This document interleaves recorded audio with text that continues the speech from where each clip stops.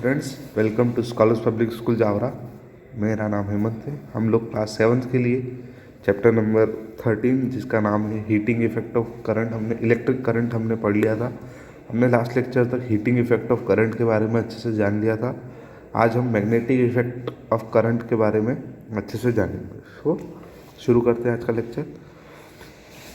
So, when we bring a freely moving magnet near a current carrying electric conductor, then the magnet is get deflected. Why does magnet get deflected? Let us find to. देखिए, जब भी हम magnet को क्या करते हैं कि अगर एक इलेक्ट्रिक वायर है जिसके अंदर से इलेक्ट्रिक करंट पास हो रहा है, अगर हम उसके पास में मैग्नेट को लेकर जाएं तो हम देखेंगे कि मैग्नेट क्या करेगी, डिफ्लेक्ट हो जाएगी अपनी जगह से। अब ये डिफ्लेक्ट क्यों हुई, ये जानना हमें इस आज के लेक्चर में जानना है। So we know that magnet get deflected when it bought near to the another magnet. ये हमें पता है कि मैग्नेट के अंदर एक नॉर्थ पोल होता है, एक साउथ पोल होता है, और अगर हम दो मैग्नेट को एक साथ लेकर जाएं तो उसके नॉर्थ और साउथ क्या करते हैं, अट्रैक्ट करते हैं। ठीक है, सो ये पता है हमको।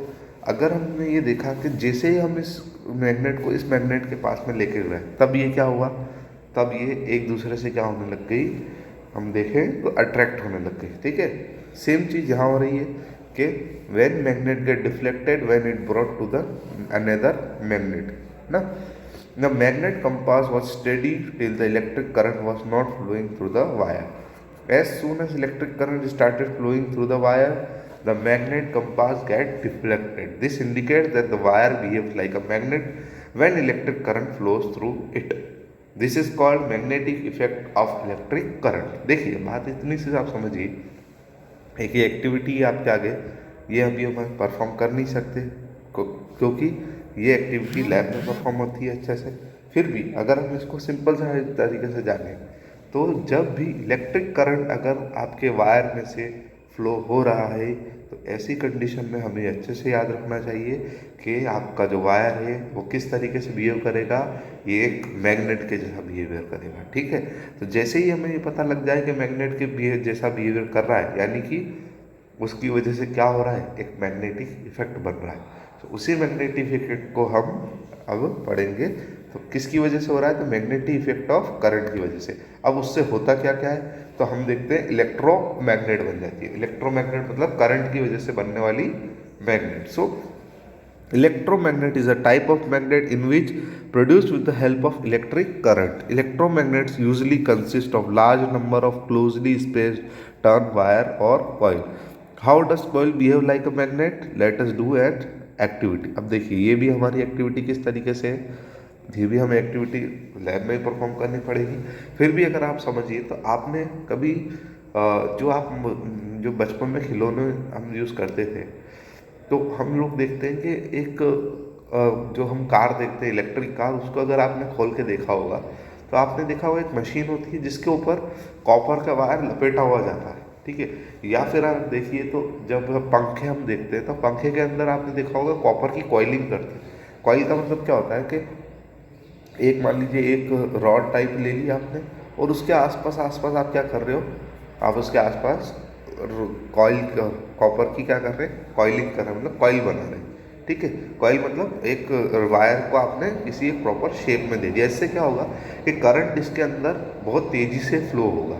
क्या होगा, करंट इसके अंदर बहुत तेज़ी से फ्लो होगा, और जब तेज़ी से फ्लो होगा तो ये किस तरीके से बिहेव कर लेगी, एक मैग्नेट की तरह बिहेव कर लेगी। तो देखिए, इलेक्ट्रिक करंट की वजह से इसके अंदर क्या आया, मैग्नेटिक इफेक्ट आया, तो इसे हम क्या बोलेंगे, इलेक्ट्रोमैग्नेट। ठीक है, so when the electricity is pass through the closely space turn of wire or coil, then coil is behave like a magnet. मैंने आपको बताया अभी अच्छे से कि जैसे ही किसी आपके स्पेस के अंदर या कॉइल के अंदर इलेक्ट्रिसिटी पास होती है तो आपकी कॉइल किस तरीके से बिहेव करेगी, मैग्नेट की तरह। So it attracts magnetic material as the current stop flowing through the coil loses the magnetic property. तो अट्रैक्ट किसे करेगी, ये मैग्नेट को अट्रैक्ट करेगी या मैग्नेटिक प्रॉपर्टी वाले हमारे एलिमेंट्स को अट्रैक्ट करेगी। साथ ही साथ हमें ये बात भी ध्यान रखनी है कि जैसे ही इलेक्ट्रिक करंट अगर इसमें से पास होना बंद हुआ तो जो आपकी कॉइल है वो मैग्नेटिक प्रॉपर्टी यूज़ करना, मतलब उसके अंदर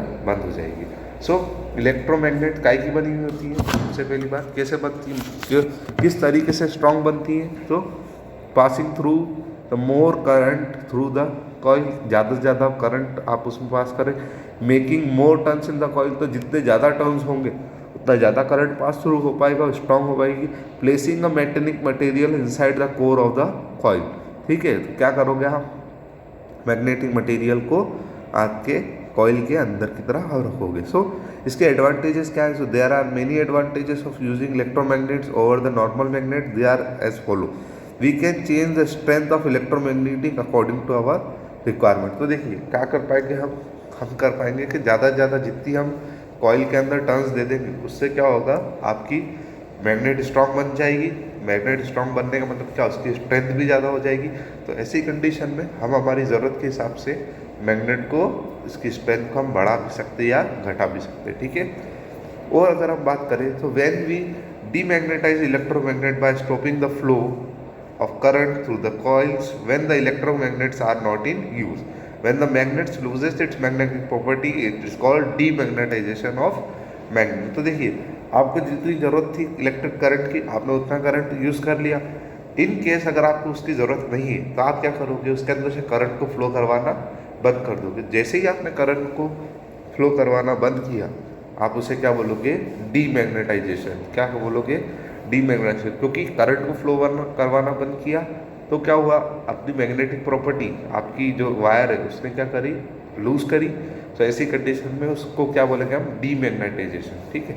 अब इलेक्ट्रोमैग्नेट हमें समझ में था ही, इलेक्ट्रोमैग्नेटिक के यूज़ क्या क्या है। सो इलेक्ट्रोमैग्नेट की use can be lift heavy loads. तो देखिए इलेक्ट्रोमैग्नेट्स क्या कर सकती है, हेवी लोड्स को ऊपर उठा सकती है। The cranes that are used to pick up old cars and other scrap iron steel from the junky also are very large and powerful electromagnetic from the.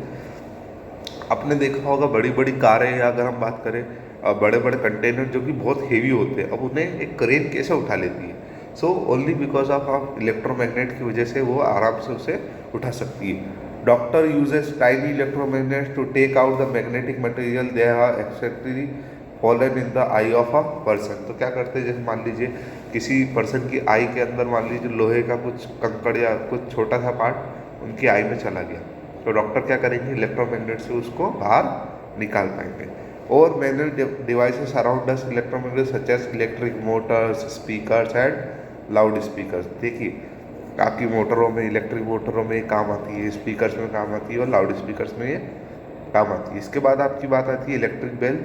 तो इलेक्ट्रिक बेल हमारे इतनी काम की नहीं रह जाती है। इसका कारण ये है कि ये as per the new CBSE rules ने इलेक्ट्रिक बेल्स को एक्सक्लूड कर दिया है, इसलिए आपको इलेक्ट्रिक बेल को पढ़ना हमारे लिए इम्पॉर्टेंट नहीं होता है, ठीक है। तो इसी के साथ हमारा ये चैप्टर भी कंप्लीट होता है। आप इसके क्वेश्चन आंसर्स मैं आपको अगले लेक्चर में प्रोवाइड कर दूंगा। तब तक के लिए आप पढ़ते रहिए। Thank you so much, God bless you all. और इफ़ अगर आपको कोई डाउट होते हैं तो आप लोग जो यूट्यूब के वीडियो या जो आपके कहीं भी आप मुझे कमेंट कर सकते हैं, जिससे मैं आपके डाउट को सॉल्व कर पाऊँ। तब तक के लिए thank you so much, God bless you all.